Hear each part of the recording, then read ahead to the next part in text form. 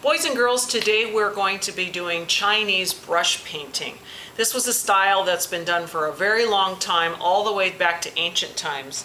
What they used to do for their paint is that they would actually make ink out of soot from the fires, and they would put it into, kind of mash it into a stick. They would grind the stick, and with the powder they would add water and it would turn into ink. Now I actually have this kind of sumi ink is the way that it's called, and what they do is they either use the ink where it's black or they water it down to have it be in shades of gray, getting lighter and lighter and lighter.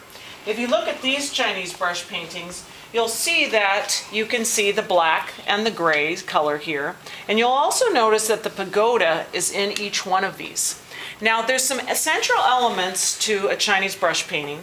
Usually there are very tall mountains. So this one has a lot of mountains and the pagoda is right here. Whereas this one has some of these tall mountains hidden to the side, and this one has it over here, and actually that it's sitting on a mountain but a little closer up.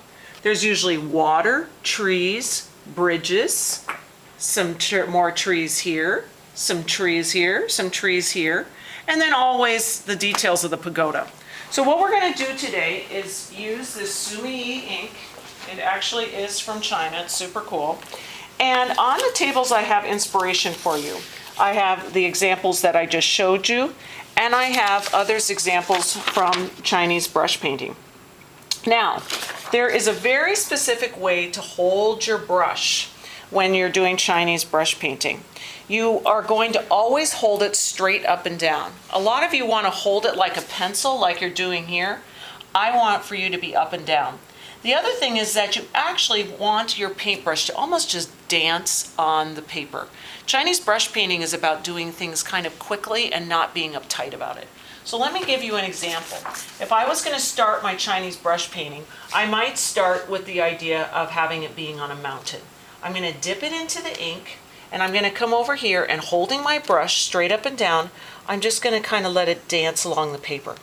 Now I'm hardly touching it. It's almost like I have to practice touching it light. If you're going like this, you're pushing way, way too hard. And you should almost see like the trail of ink. The ink should look really wet on the paper when, yeah, you can see it glistening there. It should look really wet. So I'm going to, holding my brush up and down, I'm going to do this again, and I'm kind of just making a rough terrain for it with the mountains. And now I'm going to begin my pagoda. So to do a pagoda, you're going to do a line up and down, and then you're going to do a smile. From there, you're going to make these two lines, which is going to create the eaves and a horizontal line going across. If you can do that, then you're styling. So now we're going to move on up. I'm going to do this again. Two lines, a smile, a line here and a line here, and going straight across. Now, we talked about there being an odd number of layers on a pagoda. So as you continue doing this, you're going to have to eventually count and say, where am I at? So I have 1, 2, 3, 4. So I can have 5 layers if I want, or I can go all the way up to 7. So I'm keeping my brush straight up and down. I think I'm going to like go crazy and go all the way up to 7. And on your top one, you're going to make like a V here. Now, on the very top, then we're going to have our steeple. And I'm going to put those discs on there. And I'm going to put a little ball. Sometimes they put like a crescent moon or something like that. Now what I'm going to do is say, okay, what were some of the other things? Okay, there's rocks. Sometimes there's a bridge. I could pretend that this is water and I could have a little bridge coming here like this. Really easy. I could come here and say, oh, there's a tree. Again, my brush straight up and down. You're going to have to remind yourself every once in a while because you might forget. And I could even come over here and do some of those tall mountains over here. Now that I have that, I really need to get some details on my pagoda. So if you look at the pagoda sheet, you're going to notice some of the details, and you can just copy them. You could come here and do a doorway. You could come and you could do something like this. You could put some windows on there if you like. Again, hardly letting the paintbrush touch the table and or the paper, and then always coming back. Is my hand in the way? So I'm going to finish off my details here. Can do something here and here. Now at the very end, I don't want to put on too many more details because I don't want to drive you guys crazy if I wanted to. Here.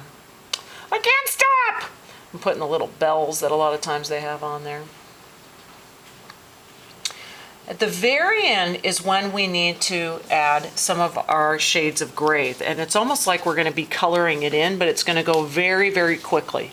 You're going to finish this. You'll put the paintbrush here, and you're going to move over to this station. Now this station has two cups that look exactly like the ones you just did, but it has this guide here that this is a dark gray and this is a light gray. You're going to take one of these big brushes, and I'm going to start with the dark gray. I'm going to dip it in here, and I'm just going to come here and I'm going to kind of fill in my mountainscape here. Notice that again with the brush painting, I'm hardly even being like fancy. I'm just like kind of going blah, blah, blah, blah, blah. Over here I can come and do my mountains. And I could even come and like put some little things on my tree here. Now, when I'm done, I can just go like this, put it into the lighter gray, and I can come over here and maybe start to color in my pagoda a little bit. And again, notice that I'm not taking a lot of time. It's kind of quick. I can come and go around some of my windows like this.